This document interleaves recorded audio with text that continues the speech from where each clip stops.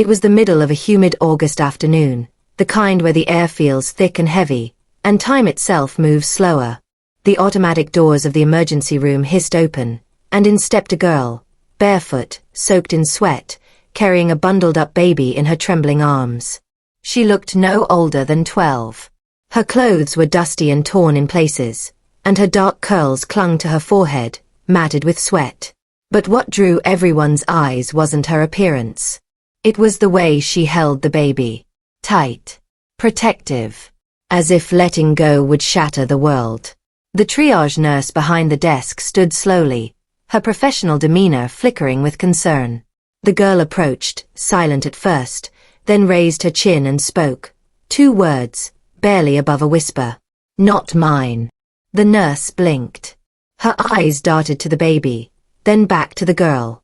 Whatever she saw in that child's face, whatever she read in those 2 words, made her hand shoot to the red phone on the wall. She didn't hesitate. Code black. Lockdown. Now.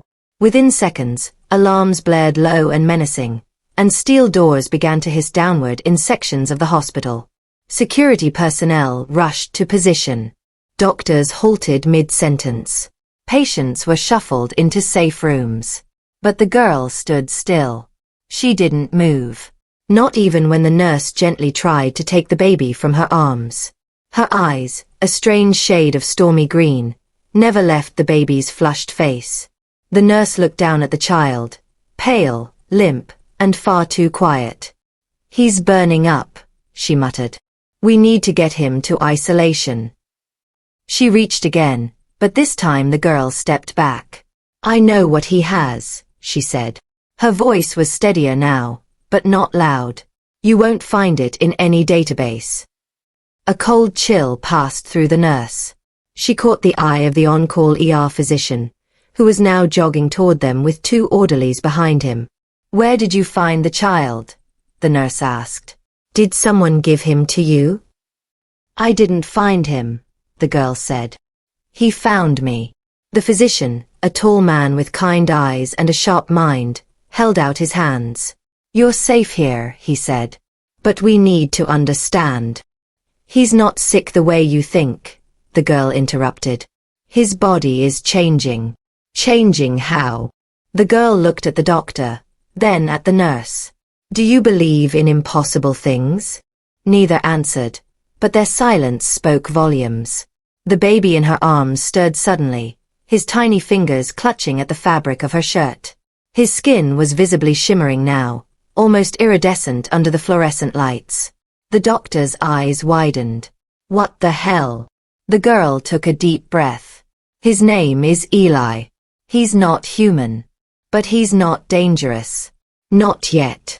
The nurse took a step back. The steel security doors sealed with a final hiss. From the hallway behind them came the echo of boots. Dozens of them, moving fast. Tactical. Purposeful. A team in black uniforms rounded the corner with weapons slung across their backs and one word emblazoned across their chests in white. D.E.I.R.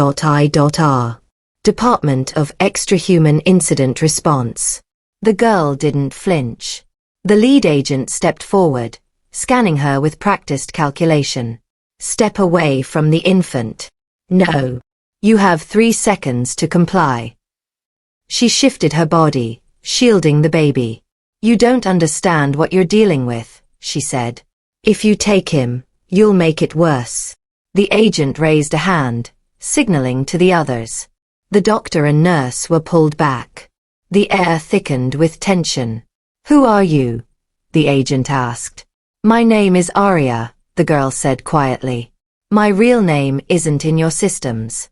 I was born on the 14th hour of a blue moon in the forest of Teleran. My blood doesn't belong to this world. The agent's eyes narrowed. Then why are you here? Because he needs protection, she whispered, cradling the baby closer. And I'm the only one who can keep him from becoming what he was made to be.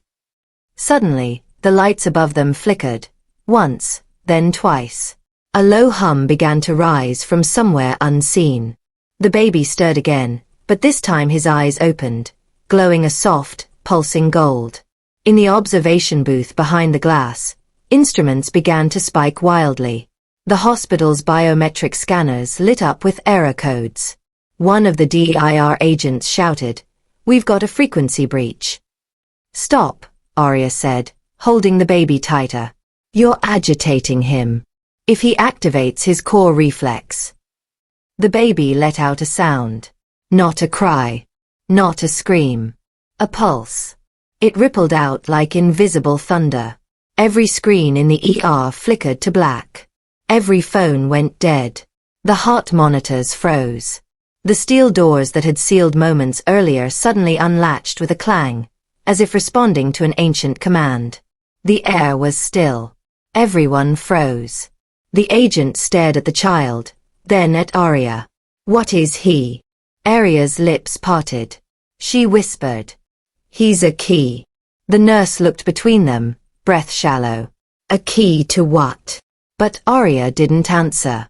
Because from somewhere deep below the hospital, past the foundation and stone and decades of buried secrets, a door had just started to open. And the sound of that door, ancient and grinding, echoed up through the concrete like a memory resurfacing from a dream too long forgotten. Everyone in the ER felt it. Not just heard it, but felt it, in the back of their teeth, in their bones, in the beating of their hearts. The baby, Eli, had gone quiet again, his golden eyes flickering with something older than thought. Arya knelt slowly, cradling him as if he were glass, placing him gently on the hospital gurney that someone had pushed nearby in stunned silence.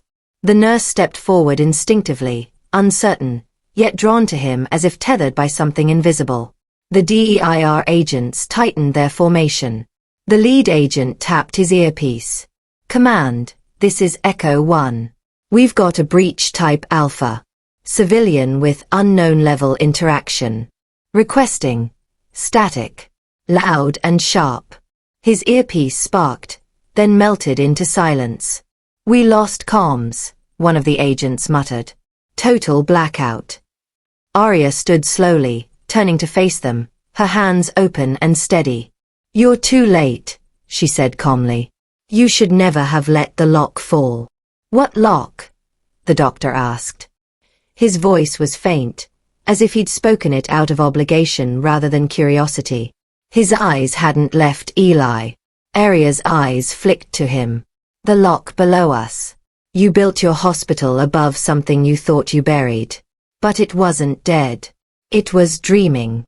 Behind her, a tremor shook the floor. Subtle. Then again, stronger this time. The hanging lights above them swayed gently. Dust drifted from the vents. "It's waking up," she whispered. The lead agent signaled his team.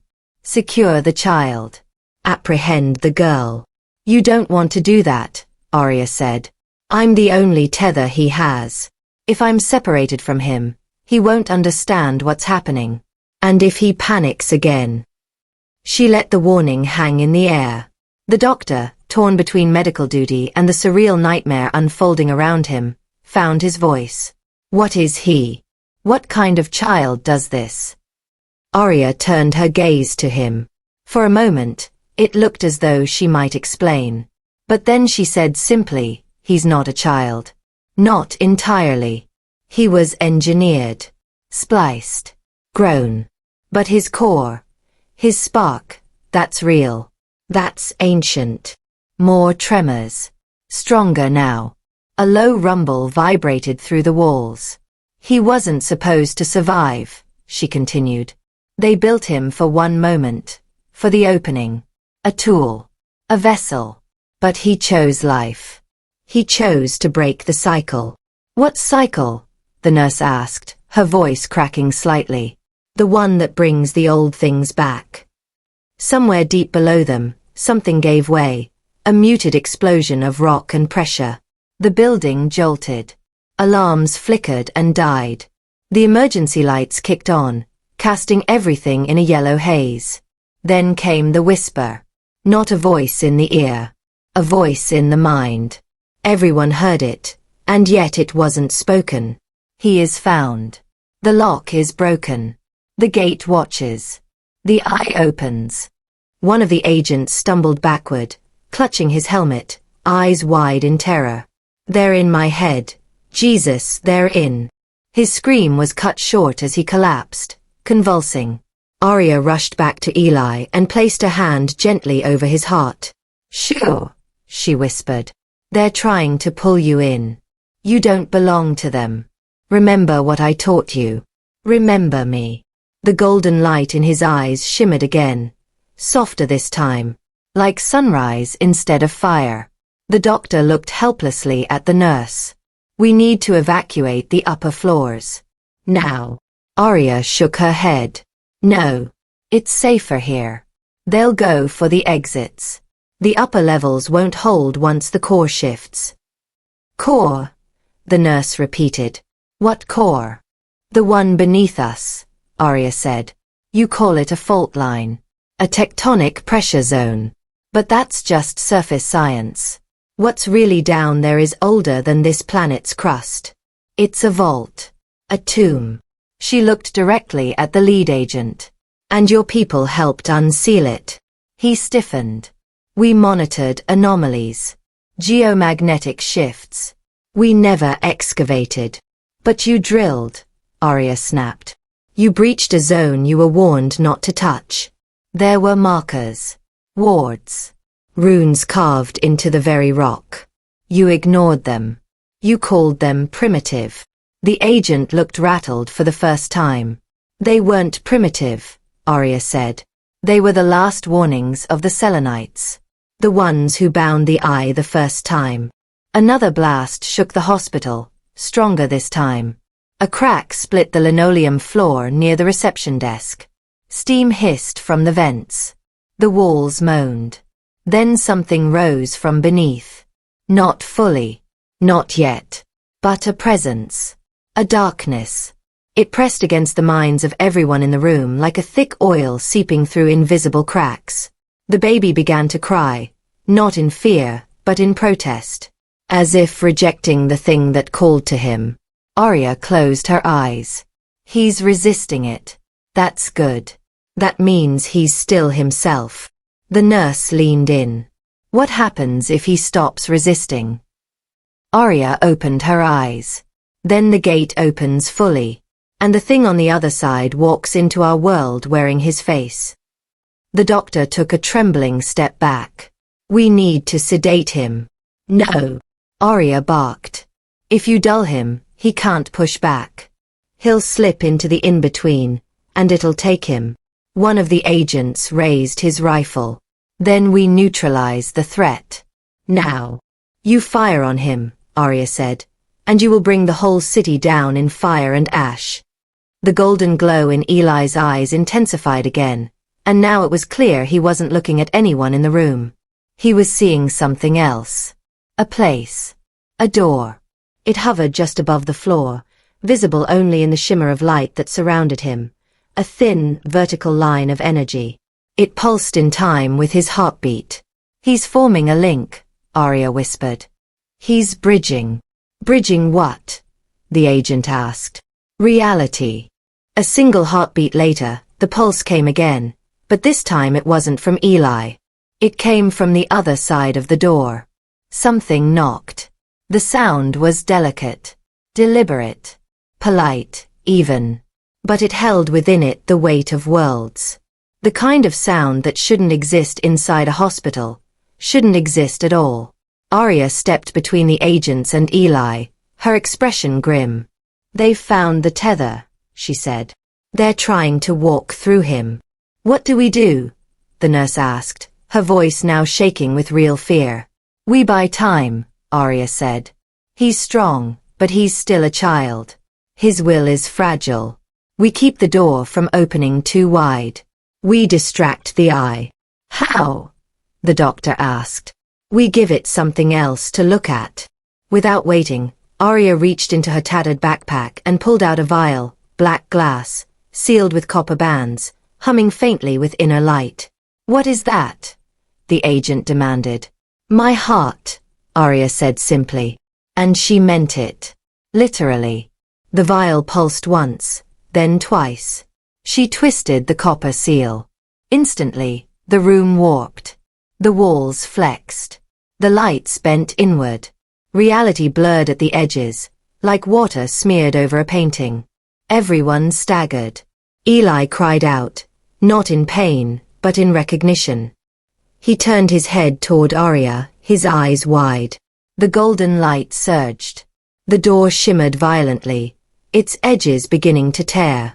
Arya staggered back, clutching the vial in one hand and reaching toward the child with the other. You don't have to open it, she said. You have a choice. You always had a choice. The knock came again, louder this time, more insistent. Then came the voice. Eli, come. 1,000 tones, all wrong, layered and shifting. Some coaxing, some commanding, some sounding like lullabies from the mouths of nightmares. Arya's hand closed over his. Remember your name. The light around him flickered. Remember me. The door hesitated.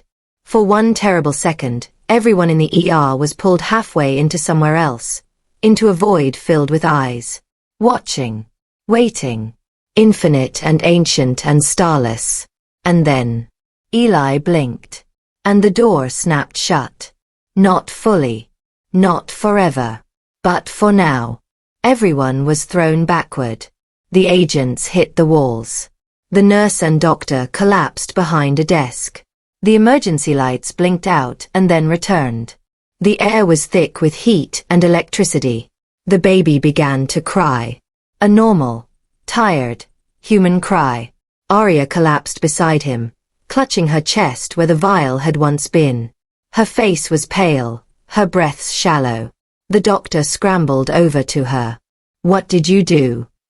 I gave him my anchor, she whispered, so he'd remember what love feels like. One of the agents coughed and staggered upright, pulling off his shattered helmet. What the hell was that? He muttered. Arya smiled faintly, her eyes already fluttering shut. That, she whispered, was round one. And far below the hospital, where the old stones groaned and the deepest shadows still stirred, something smiled back. The lights above flickered once, then steadied. Emergency sirens still howled in distant corridors, but the room had fallen into an eerie quiet, like the hush after an earthquake, when the world holds its breath to see what still stands. Arya lay slumped beside the gurney, her skin translucent pale. A faint shimmer pulsed in her chest where the vial had been, a gentle rhythm, barely perceptible, but still there. She wasn't dead, not quite unconscious, but disconnected. Her breathing was shallow. Her fingers twitched once, then curled inward. The nurse knelt beside her, brushing a lock of sweat-drenched hair from her face. She's burning up, the nurse murmured. But her vitals aren't normal. She gave part of herself, the doctor said, staring at the readings on a portable monitor. Something more than biological. These metrics, this doesn't make sense. Her cells are shifting, rewriting themselves. Arya's lips moved slightly. The nurse leaned close, listening. Keep him safe, Arya whispered, so faint it could have been imagined. If they breach again, don't let him remember who he was built to be. Eli whimpered on the gurney, his golden eyes dimming, flickering between ancient knowledge and infant confusion. A trickle of blood slid from his nose, dark and thick, and immediately the nurse sprang into action. I need saline, she said. Now. One of the remaining agents hesitated, then dropped his rifle and sprinted into the hallway. The lead agent, Echo 1, slowly picked himself up from where he'd been thrown. His helmet was cracked, his eyes bloodshot. But he was alive, and more importantly, still thinking. He stared at Eli, at Arya, at the gurney now bathed in the soft glow of flickering hospital light. I want containment established around this entire block, he said hoarsely into a backup comm unit. Lock down all levels, sterilize corridors A through H, and I want deep scan biotech teams ready. We're moving the asset. The doctor snapped toward him. You're not taking him. Doctor. You saw what happened. He's not a threat. He's a child trying to survive something impossible. Echo 1's expression didn't soften. Children don't black out power grids. Children don't generate extra-dimensional doorways. He closed the door, the nurse added. He didn't open it. That thing was trying to get through him. You're missing the bigger picture, Echo 1 said. He's not just a door. He's a key. And keys can unlock more than one lock. A faint hum filled the room again. Not from below. Not from beyond. From within. All eyes turned to Eli. He had fallen silent, eyes now wide, pupils dilated. His small hands gripped the air, slowly closing into fists. Something inside him was stirring. Arya said he has a core, the nurse whispered. She also said he wasn't meant to survive, Echo 1 said. The agent who had fetched supplies returned with a crash cart and a tray of medical tools. Generators blown. I grabbed what I could from the pediatrics unit. The nurse snatched the 4-bag and began setting it up. Hold him steady. I wouldn't touch him, the doctor warned. Not yet. Too late.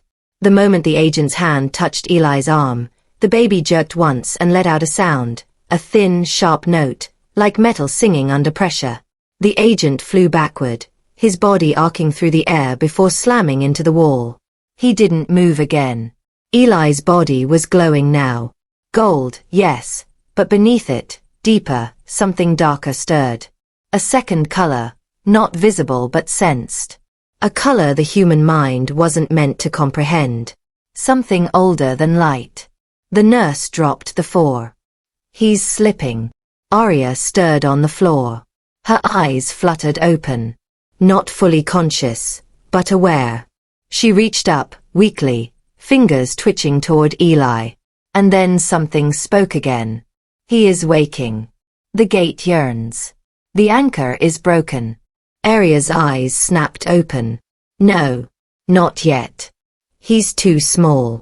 A pulse surged outward from Eli's chest. Not destructive this time. Searching. Like sonar. The walls shimmered.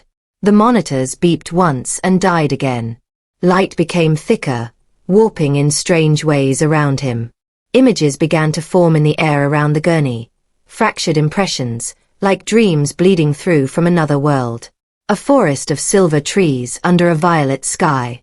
A tower made of bone and glass.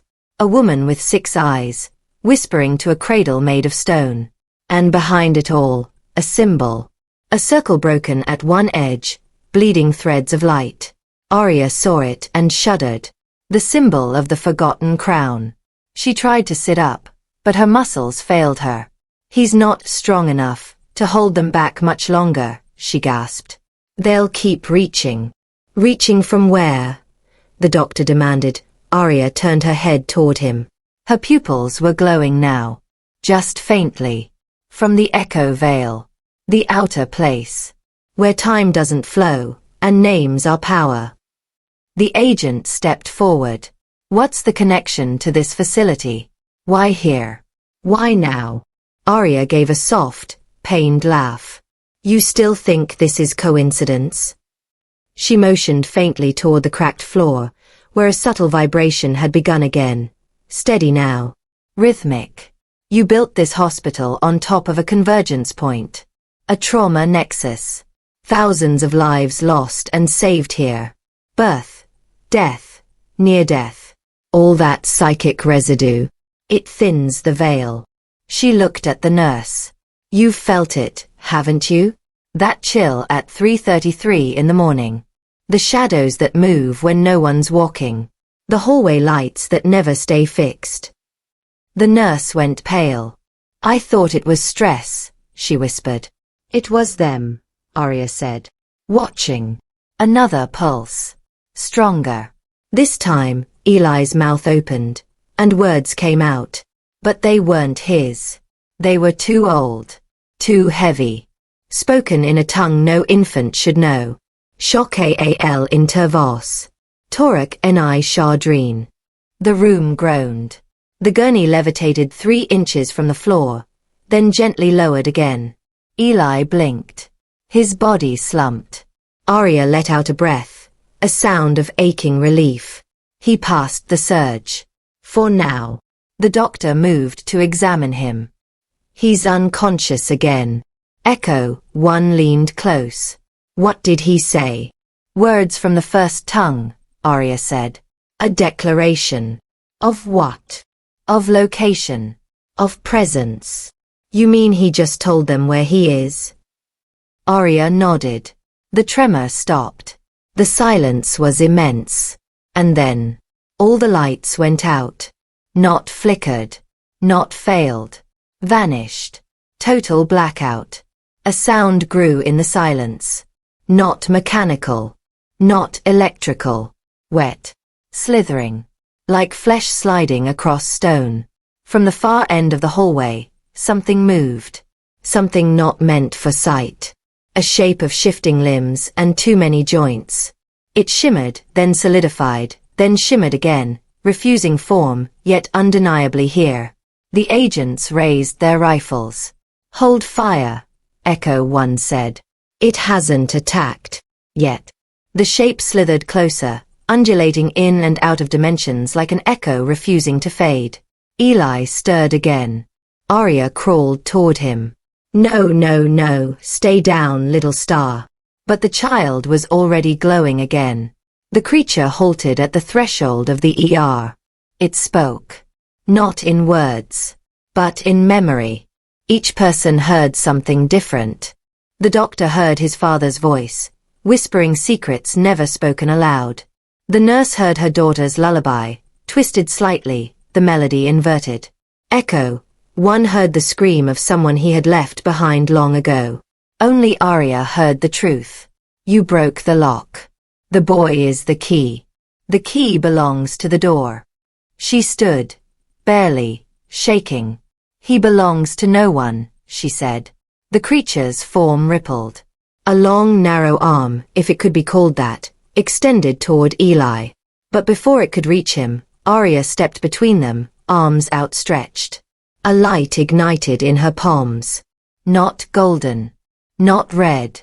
White. Brilliant. It struck the creature like fire and sent it reeling back, its form unraveling. The light was hers. The last of it. The call she'd given to Eli had echoed back, drawn by his resistance. She didn't hesitate. She stepped forward, palms blazing, pushing the thing back into the dark. You want him. You'll have to go through me. The creature hissed, not in pain, but in fury, and withdrew into the shadows, into the wall, into whatever aperture it had slipped through. Gone. For now. The room was quiet again. Arya collapsed once more, her body spent. The doctor knelt beside her, but she waved him off. I'm not dying, she rasped. Not yet.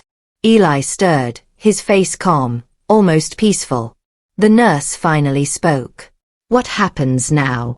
Arya blinked up at the flickering ceiling. Now, she whispered. Now we prepare.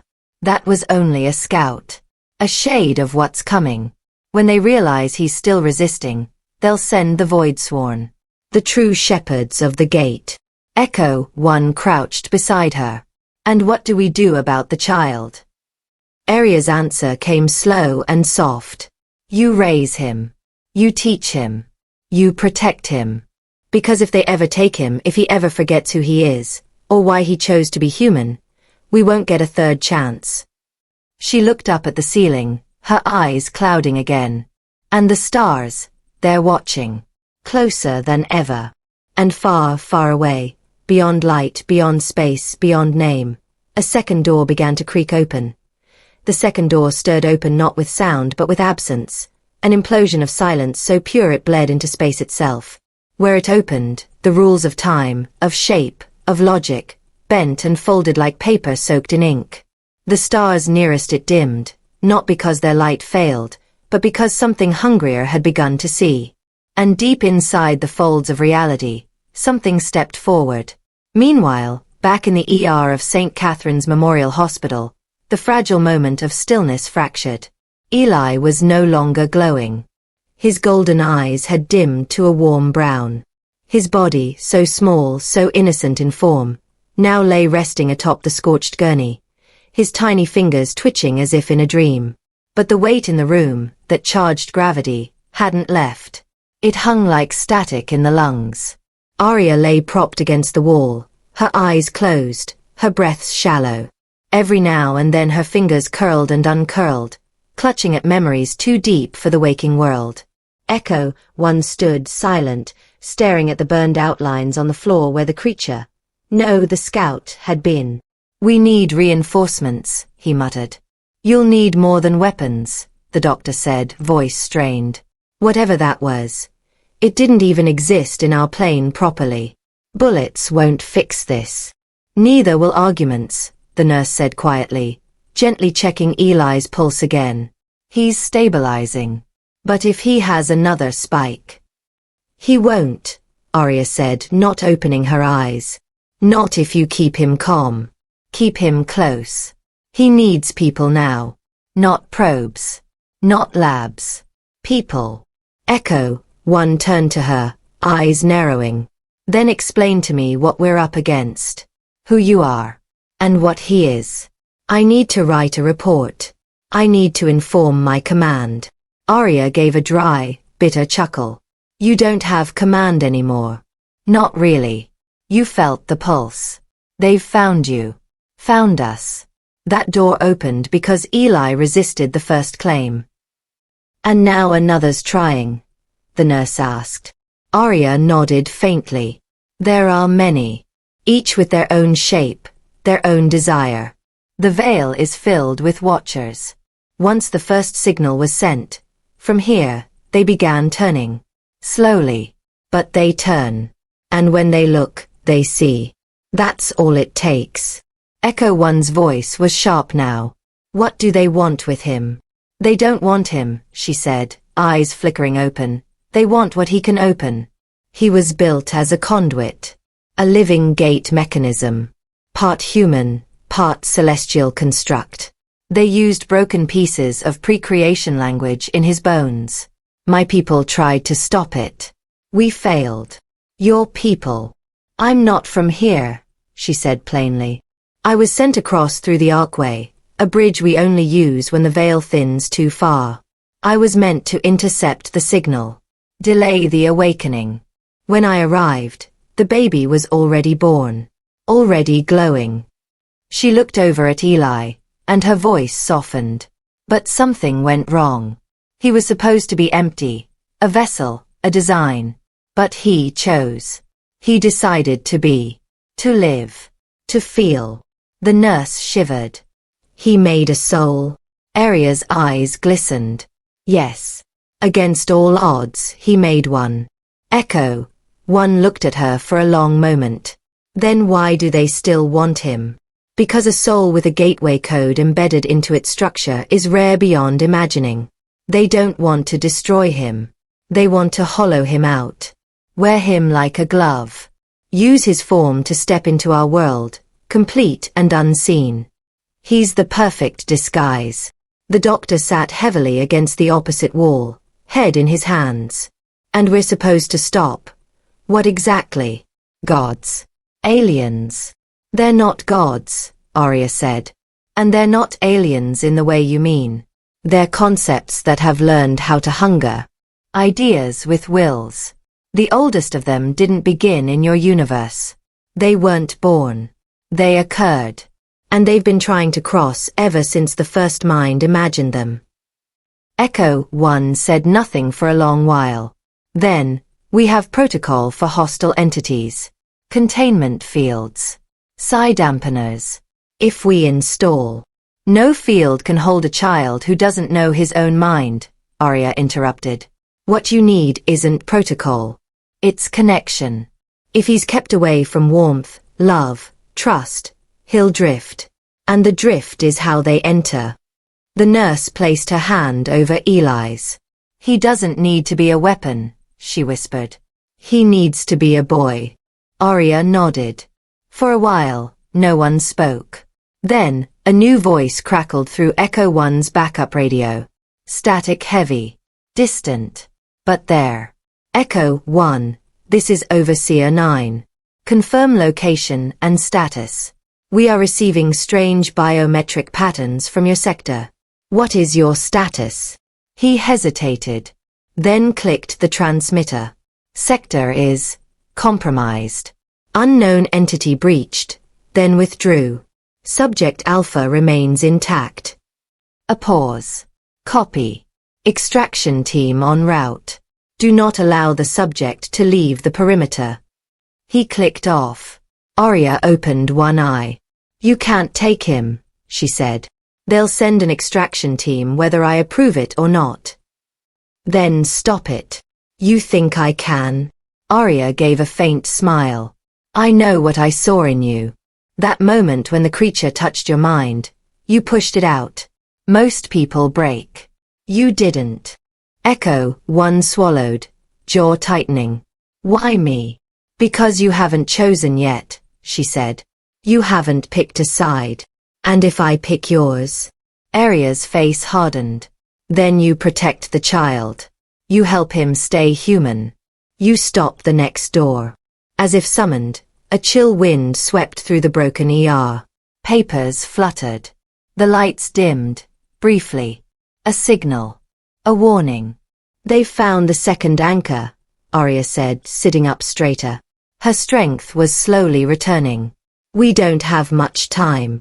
The doctor stared at her. Second anchor? They placed multiple fail-safes across the world, she said. In case Eli was lost. Other sites.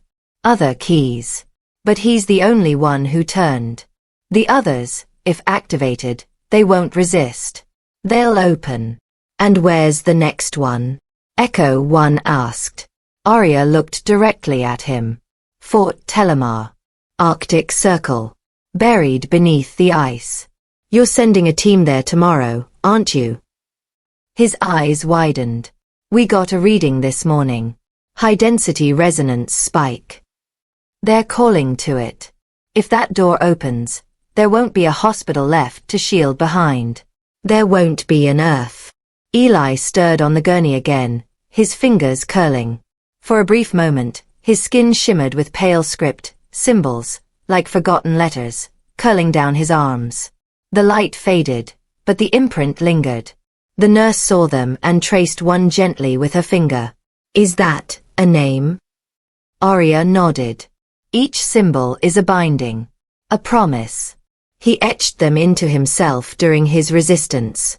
Each one a vow, to remain, to feel, to be. The doctor stood slowly. Then we protect him, he said. Echo 1 turned sharply. You're a physician. You can't just. I'm a father, the doctor said. And I've seen too many children die on these floors. If this one's alive, and has a chance to fight back against that, he pointed to the blackened shadow mark on the wall, then I won't let you turn him into an experiment. The nurse stepped beside him. We'll hide him. However long it takes. Arya gave a tired smile. You won't be alone. There are others. Watching. Waiting. Some of them crossed with me. Some were already here. Who are they? Dreamers. Binders. One walks in shadow. One speaks only in mirrors. Another guards the bones of the first gatekeeper. We've been waiting for Eli to rise. And now. She looked down at the child, her voice dropping to a whisper. He just might. From the hallway, boots thundered. The extraction team. Black armor. Visors. Cold efficiency. 12 of them. The lead stepped forward. Where is the subject? Echo 1 turned. Paused. Then pointed at the scorched gurney. He's unstable, he said. Any attempt to move him will trigger another breach. You'll risk a third opening. The team's commander narrowed his eyes. That's not your call. No, Echo 1 agreed. But I've seen what happens when he's afraid. The lead hesitated. Behind him, a comm unit crackled again. Extraction team. Abort. Satellite scans show new energy signature forming beneath site Telemar. Priority reroute. Secure Gate 2. The soldiers froze. Gate 2. The second door. Arya stood shakily. They're early, she murmured. We bought minutes. That's all. Eli blinked awake, looked at her, and smiled. The golden light returned, not fierce, not wild, but warm. And somewhere, far beneath the ice of the Arctic, something ancient began to knock. The knock beneath the ice came like the groan of a mountain under pressure. A deep, cavernous vibration, subtle at first, but building rapidly with a rhythm that mimicked a heartbeat. Not organic, not human, but mechanical, vast, and intentional. The second gate was responding. Not just to its watchers. Not just to the stirrings from the veil. It was responding to him, to Eli. Back at St. Catherine's, Arya turned sharply, as if something whispered directly into her bones. She staggered, then caught herself against the gurney. The light in Eli's eyes pulsed gently now, in perfect sync with the rhythmic knock from thousands of miles away. They've linked to him, she breathed. Linked how? Echo One asked, already reaching for his comm. Arya's fingers hovered above the air just over Eli's chest. He's attuned to the locks. All of them. That's what being a key means. If they awaken another, if even one opens fully, it'll pull on him. He'll feel it like a hook buried in his soul. The nurse stepped closer, her face pale. So he's anchored to the other gates? All of them. Arya nodded. Not by choice. By design. Echo One snapped into action. Team, confirm satellite telemetry. I want real-time visuals from Telemar. A voice crackled back in his earpiece. Negative, sir. Eyes in orbit just blinked. Visuals dropped across all high-altitude platforms. Geostationary feeds showing only static. It's like something's scrubbing the sky. He froze. Scrubbing. Yes, sir. Like it's erasing itself. We can't see anything near the site. Arya's head lifted slowly. They're shielding the breach. They've learned since the last cycle. Last time, we had warning. This time, they're burying it beneath interference. By the time you see the opening, it'll already be wide. The room darkened slightly, not because the lights dimmed, but because something subtle had changed in the air. An unnatural stillness had crept into every corner of the hospital, like the building was bracing for an impact that hadn't yet arrived. Eli sat up. No one moved. His gaze slowly scanned the room. His face wasn't blank, wasn't infantile. There was an intelligence behind those eyes now. Too sharp, too aware. He turned toward Arya, and for the first time, he spoke in his own voice. Not in tongues, not in prophecy. They're calling me. The nurse gasped softly. Echo. One instinctively raised a hand to still his men. Arya swallowed hard. Do you want to answer? Eli looked down at his tiny fingers. His voice was clear, but soft. No. But I don't know how to silence them. She knelt beside him.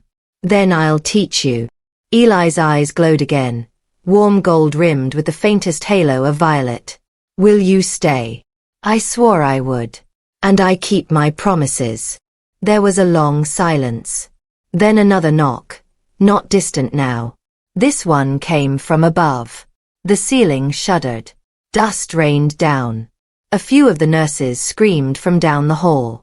Echo. One turned to one of his techs, who had just rushed in. Status report. We've got movement above us, the tech said breathlessly. Hallway cameras are glitching. Feeds show shapes. Multiple. They're just standing outside every door. Define shapes. They don't have faces, sir. Just figures. Wrapped in something. Arya stood again, wobbling. Proxies. What? They can't fully step through here. Not yet. But they can extend projections. Like shadows turned solid. Each one a whisper of the will behind it. They're not here to fight. They're here to watch. Why? To see if the second key awakens. Another pulse rippled through the walls. A picture frame fell and shattered. Lights buzzed. Then another voice broke through. This one came through the intercom system, though no one had touched it. He belongs to us.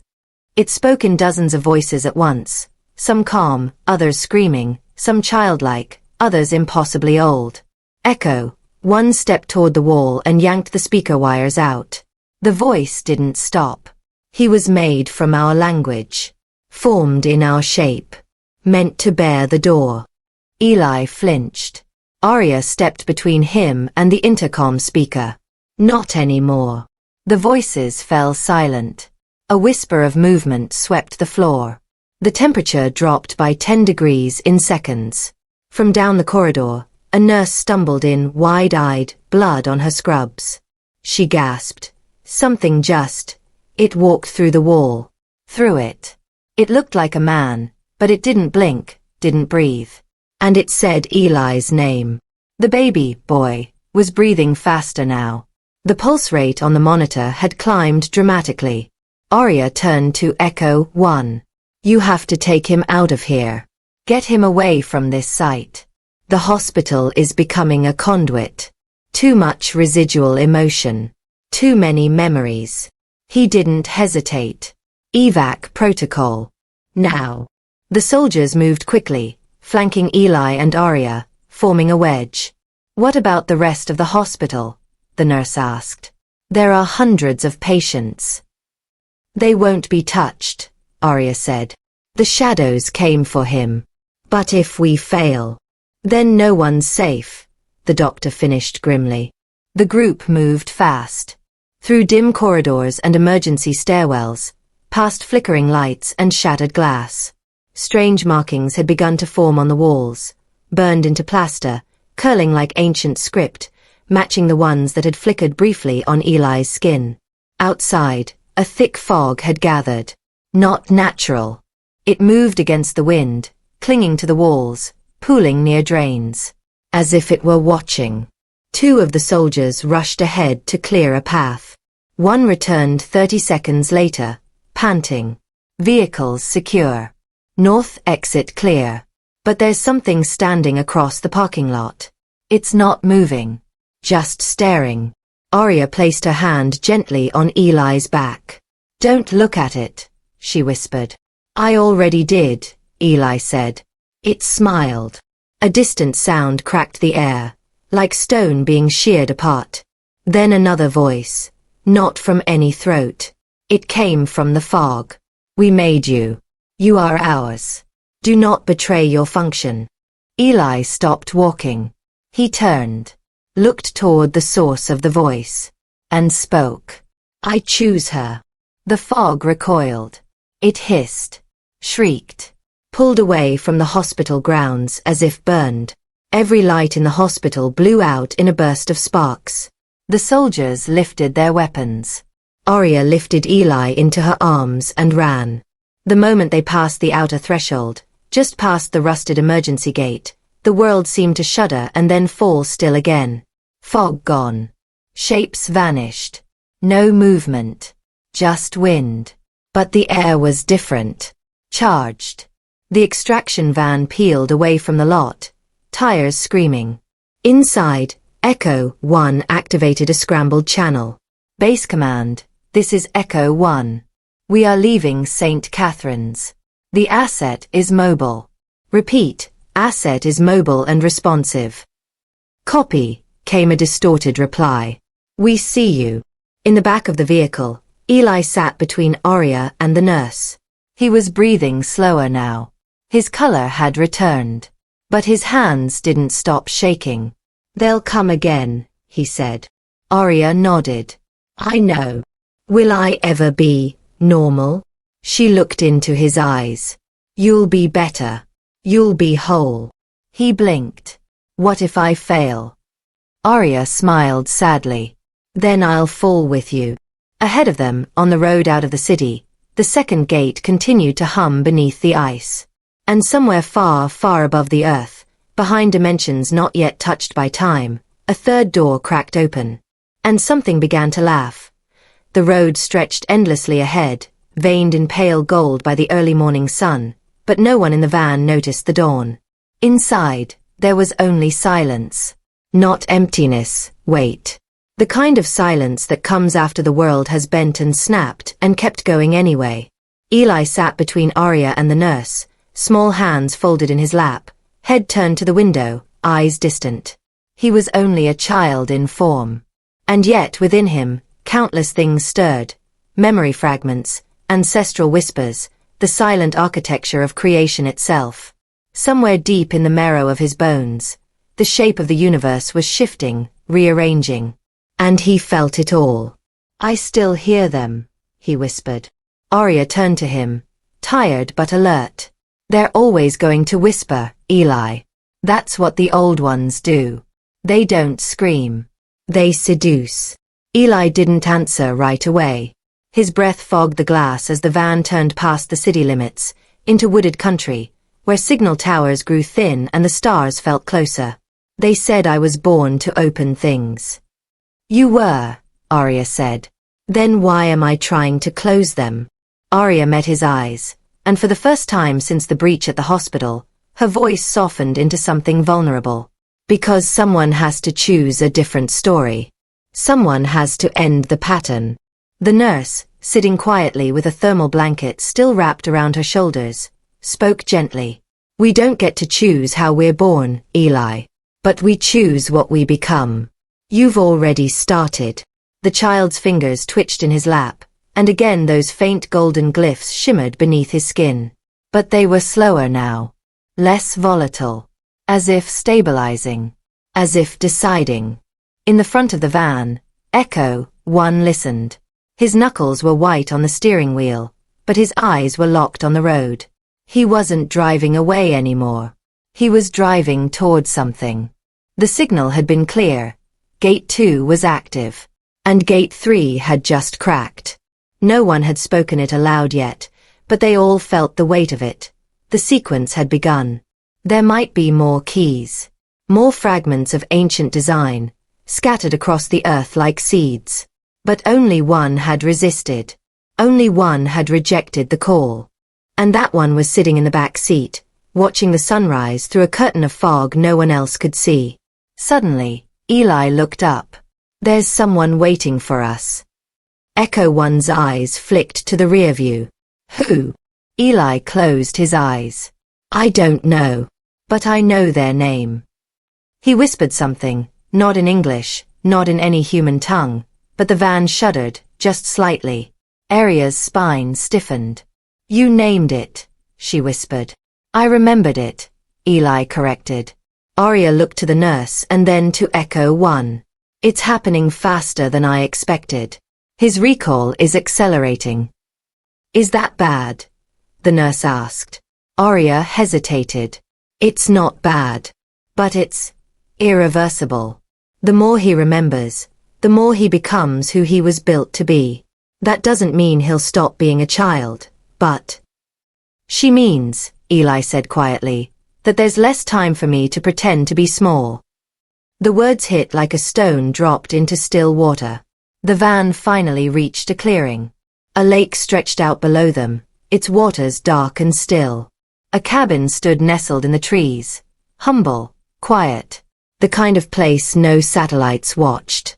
No whispers reached. For now. Echo One parked the van, then turned to look back at them. You said the story has to change. Then this is the page where we turn it. They exited slowly, each of them feeling the air differently. Heavier. Expectant. Arya held Eli's hand as they approached the cabin. Birds sang. Trees creaked softly. The world seemed to remember itself here. Eli paused at the door. They're still watching, he said. I know, Arya replied. They're afraid. They should be. He looked up at her. Of me. Arya knelt down. Not of what you are. Of what you might become. You're not a doorway anymore, Eli. You're a wall. A guardian. They wanted a hollow vessel. But what they got? She reached out and touched his chest, where a heartbeat now pulsed steady and true. Was a boy who decided to be real. The nurse, now holding a small medical case, smiled through the weariness. We can't undo what made you, but we can give you every reason to stay. Echo, one looked toward the distant tree line, his hand resting on the weapon at his side. I'll buy as much time as you need. Arya turned. You're staying. He nodded. I've spent my whole life following orders, watching men make the wrong choices. I'm ready to make the right hard one. Inside the cabin, the air was warm. A fire had already been lit. How, none of them could say. But it was burning. A sign, perhaps, that someone else had prepared this place. Someone who knew they were coming. As they settled in, Eli sat near the hearth, staring into the flames. The light danced in his eyes, reflecting not gold, but something deeper.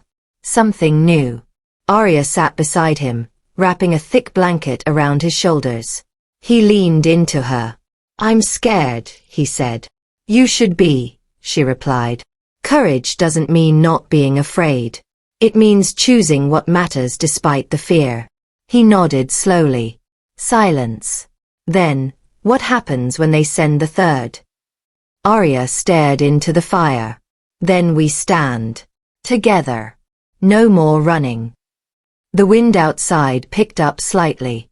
From far, far beyond the treetops, a whisper tickled the edge of the world, a voice like the echo of a scream from before the first star. But it couldn't enter. Not now. Not here. Eli closed his eyes. And in that moment, something changed. Not around him, within him. For the first time, the glyphs beneath his skin stabilized completely. They aligned, clicked into place, like ancient machinery waking from sleep. The energy around him shifted. Reality bent slightly. And the gate, wherever it stood, felt it. Felt the key say no. Not in defiance. In choice. In sovereignty. Arya's breath caught in her throat. The fire grew brighter for a moment, then settled. She looked at him. What did you just do? Eli opened his eyes. I locked it, he said. The wind stopped.